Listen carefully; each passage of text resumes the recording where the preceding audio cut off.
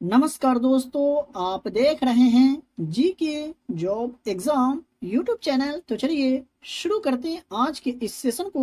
तो आपको इस क्लास के वीडियो में इन सभी सब्जेक्ट से संबंधित प्रश्न बताए जाते हैं, पढ़ाए जाते हैं, जो आपके एग्जाम के पॉइंट ऑफ व्यू से बहुत ही ज़्यादा महत्वपूर्ण है। तो आप वीडियो को बगैर स्किप किए हुए पूरा ज़रूर देखिएगा और अपने आप को जांच करिएगा कि आज के क्लास के वीडियो में से कितने प्रश्न का आंसर सही कर पाते हैं। तो पहला प्रश्न है, हर्षवर्धन 606 से 647 ईस्वी डैश वंश के शासक थे। कहने का मतलब ये हुआ कि हर्षवर्धन 606 ईस्वी से 647 ईस्वी तक किस वंश के शासक थे।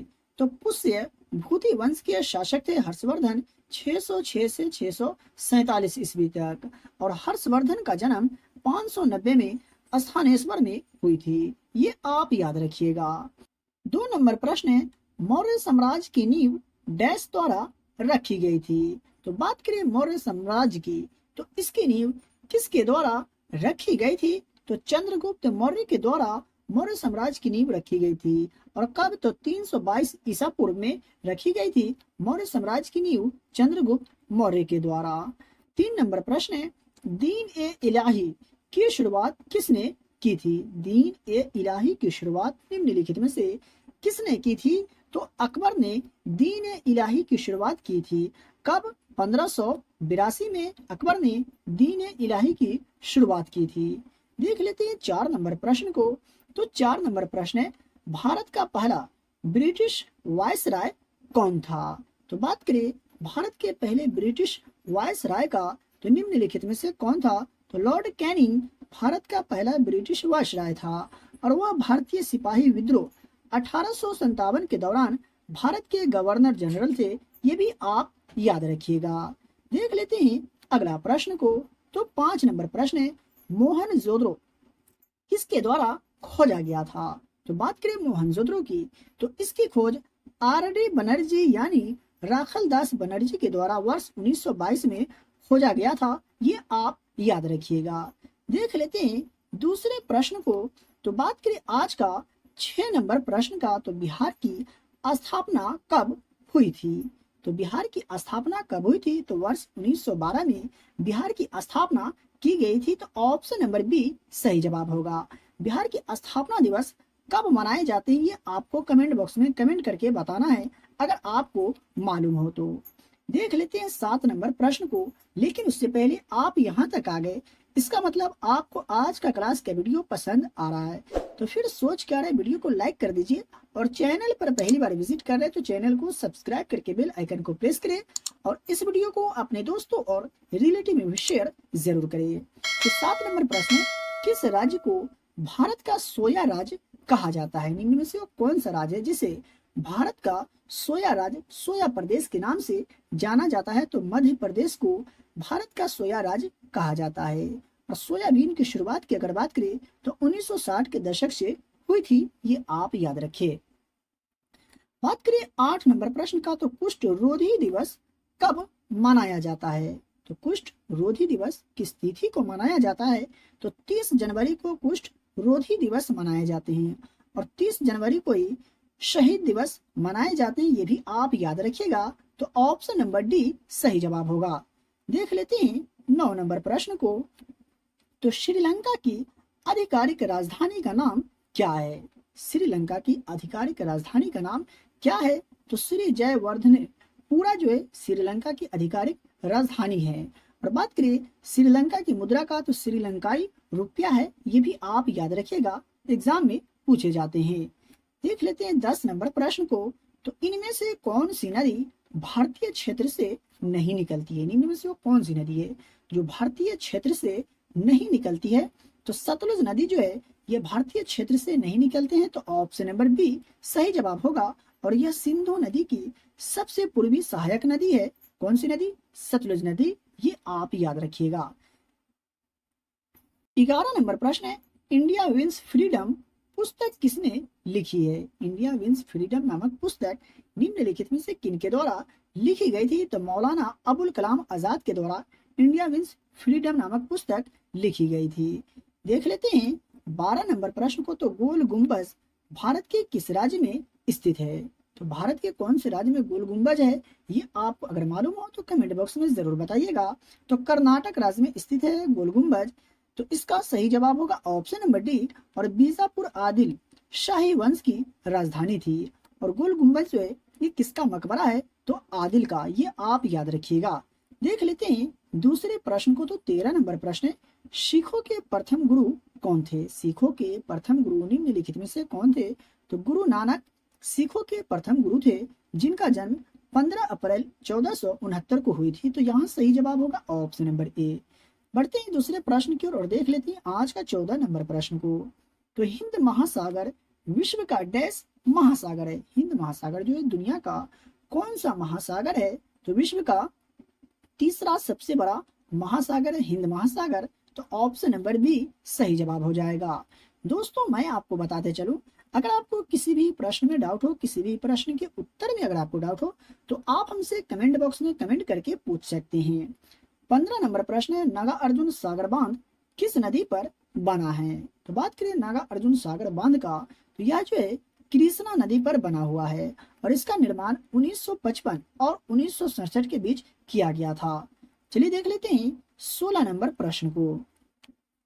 तो 16 नंबर प्रश्न है, संविधान 122वां संशोधन विधेयक 2014 में निम्न में से किस से संबंधित है? कहने का मतलब ये हुआ कि भारतीय संविधान में 122वां जो संविधान संशोधन हुए थे 2014 में, वो निम्नलिखित में से किन से संबंधित है? तो वस्तु एवं सेवा कर से। ठीक है, जीएसटी लागू करने के लिए संविधान में संशोधन किया गया था 2014 में। जो कौन सा संविधान संशोधन था? तो 122वां, ये आप याद रखिएगा। चलिए देखते हैं 17 नंबर प्रश्न को। तो 17 नंबर प्रश्न है, राष्ट्रीय खाद्य सुरक्षा अधिनियम निम्नलिखित में से किस वर्ष में पारित किया गया था? तो बात करें राष्ट्रीय खाद्य सुरक्षा अधिनियम का, तो ये निम्नलिखित में से किस वर्ष में पारित की गई थी? तो 2013 में पारित किए गए थे। तो ऑप्शन नंबर बी सही जवाब होगा। चलिए देखते हैं दूसरे प्रश्न को। तो आज का 18 नंबर प्रश्न है, सभी के लिए शिक्षा से संबंधित अनुच्छेद कौन सा है? सभी के लिए शिक्षा से संबंधित अनुच्छेद जो है निम्नलिखित में से कौन सा है? तो अनुच्छेद 45। अनुच्छेद 45 के तहत 14 वर्ष तक के सभी बच्चों के लिए मुफ्त और अनिवार्य शिक्षा का प्रावधान किया गया है। वह कौन सा अनुच्छेद में? तो अनुच्छेद 45 में। देख लेते हैं अगला प्रश्न को। 19 नंबर प्रश्न है, 1885 में भारतीय राष्ट्रीय कांग्रेस का पहला सत्र आयोजित किया गया था कहाँ? तो भारतीय राष्ट्रीय कांग्रेस का पहला सत्र कहाँ आयोजित किए गए थे? तो बॉम्बे में। ठीक है, तो ऑप्शन नंबर बी सही जवाब होगा। और भारतीय राष्ट्रीय कांग्रेस की स्थापना कब हुई थी? तो 1885 में। और इसके प्रथम अध्यक्ष कौन थे? तो व्योमेश चंद्र बनर्जी। और प्रथम मुस्लिम अध्यक्ष कौन थे? तो बदरुद्दीन तैयब जी। ये आप याद रखिएगा क्योंकि एग्जाम में प्रश्न पूछे जाते हैं। 20 नंबर प्रश्न है, भारतीय संविधान के किस अनुच्छेद में लोकसभा के गठन का प्रावधान किया गया है? तो भारतीय संविधान के अनुच्छेद 81 में लोकसभा का गठन का प्रावधान किया गया है। तो ऑप्शन नंबर ए सही जवाब होगा। 21 नंबर प्रश्न है, हाल ही में विश्व क्षय रोग दिवस यानी टीबी दिवस कब मनाया गया है? तो 24 मार्च को हाल ही में विश्व क्षय रोग दिवस यानी टीबी दिवस मनाए गए हैं। तो ऑप्शन नंबर बी सही जवाब होगा। बात करिए 22 नंबर प्रश्न का, तो इसरो के वर्तमान अध्यक्ष कौन है? तो इसरो के वर्तमान अध्यक्ष कौन है? तो एस सोमनाथ इसरो के वर्तमान अध्यक्ष है। तो option number A right answer होगा। देख लेते हैं 23 नंबर प्रश्न को। तो नाटो का मुख्यालय कहाँ स्थित है? तो बात करें नाटो का, तो इसकी मुख्यालय ब्रसेल्स में स्थित है। और इसकी स्थापना की अगर बात करें तो 4 अप्रैल 1949 को स्थापित की गई थी नाटो का। ये आप याद रखिएगा। चलिए देख लेते हैं 24 नंबर प्रश्न को। तो मिस वर्ल्ड 2024 कौन बनी है? मिस वर्ल्ड 2024 निम्नलिखित में से कौन बनी है? आपको बिल्कुल भी कंफ्यूज नहीं होना है। तो क्रिस्टीना पिज़कोवा मिस वर्ल्ड 2024 बनी है। तो ऑप्शन नंबर बी सही जवाब हो जाएगा। देख लेते हैं अगला प्रश्न को। 25 नंबर प्रश्न है, निम्नलिखित में से किसका अपवर्तनांक अधिक है? निम्नलिखित में से किसका अपवर्तनांक अधिक होते हैं? तो हीरा का अपवर्तनांक अधिक होता है कितना? तो 2.42। ये आप याद रखिएगा, ये भी एग्जाम में पूछे जाते हैं कि हीरे का अपवर्तनांक कितना होता है? तो 2.42। बढ़ते हैं दूसरे प्रश्न की ओर और देख लेते हैं 26 नंबर प्रश्न को। तो जब प्रकाश की किरण एक सघन माध्यम से विरल माध्यम तक जाती है तो यह डैश हो जाती है। तो बात करें प्रकाश की किरण का, तो अभिलंब से दूर और तेज हो जाती है कब? जब प्रकाश की किरण एक सघन माध्यम से विरल माध्यम तक जाती है तब। आई होप कि आप समझ गए होंगे। बात कर ले 27 नंबर प्रश्न का, तो कौन से विकिरण में अधिकतम वेधन शक्ति होती है? निम्नलिखित में से कौन सा विकिरण है जिसमें अधिकतम वेधन शक्ति होती है? तो गामा विकिरण में अधिकतम वेधन शक्ति होते हैं। और बात करें रेडियोधर्मी तत्व का, तो जो तत्व इस परिघटना को दर्शाते हैं उन्हें रेडियोधर्मी तत्व कहा जाता है। अगला प्रश्न की अगर बात करें तो 28 नंबर प्रश्न है, श्वेत प्रकाश कितने रंगों से मिलकर बना होता है? तो श्वेत प्रकाश 7 रंगों से मिलकर बने होते हैं, तो ऑप्शन नंबर बी सही जवाब होगा। बात कर ली 29 नंबर प्रश्न का, तो पालक में निम्नलिखित में से कौन सा अम्ल पाया जाता है? तो पालक में कौन सा अम्ल पाया जाता है? तो ऑक्सैलिक अम्ल पाए जाते हैं पालक में, तो इसका राइट आंसर होगा ऑप्शन नंबर डी। वही बात करें आज का 30 नंबर प्रश्न का, तो पानी का रासायनिक सूत्र क्या होते हैं? जल यानी पानी का रासायनिक सूत्र क्या होते हैं? तो बहुत ही इजी प्रश्न है, H2O पानी का रासायनिक सूत्र होते हैं, तो इसका सही जवाब होगा ऑप्शन नंबर ए। बात कर ली आज का 31 नंबर प्रश्न का, तो निम्नलिखित में से कौन सा एक प्रोटीन को पचाने वाला एंजाइम है जो छोटी आंत में स्रावित होता है? जी हाँ, निम्नलिखित में से कौन सा एक प्रोटीन को पचाने वाला एंजाइम है जो छोटी आंत में स्रावित होते हैं? तो ट्रिप्सिन है। ठीक है, तो इसका सही जवाब होगा ऑप्शन नंबर ए। और भोजन आंशिक रूप से पेट में पचता है और छोटी आंत में प्रवेश करता है, ये भी आप याद रखिएगा। 32 नंबर प्रश्न है, जब एक मैग्नीशियम रिबन हवा में जलाया जाता है तो कौन सा यौगिक बनता है? जब एक मैग्नीशियम रिबन को हवा में जलाया जाता है तो निम्न में से कौन सा यौगिक बनते हैं? तो मैग्नीशियम ऑक्साइड बनते हैं। कब? जब एक मैग्नीशियम रिबन को हवा में जलाया जाता है तब। तो इसका सही जवाब होगा ऑप्शन नंबर सी। देख लेते हैं 33 नंबर प्रश्न को, तो नायलॉन रासायनिक रूप से डैश है। नायलॉन जो है रासायनिक रूप से क्या है, ये आपसे पूछा जा रहा है, तो पॉलीएमाइड है, तो इसका सही जवाब होगा ऑप्शन नंबर बी। और नायलॉन रासायनिक रूप से एक संघनन बहुलक है, ये भी आप याद रखिएगा।